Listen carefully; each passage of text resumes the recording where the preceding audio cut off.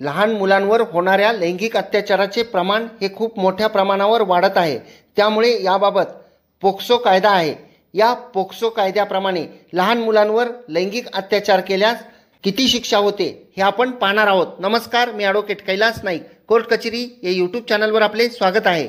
POCSO कायदा कलम 4 प्रमाणे जर कोणत्याही मुलांवर लैंगिक अत्याचार केल्यास कमीत कमी 10 वर्षाचा कारावास व दंडाची शिक्षा होऊ शकते।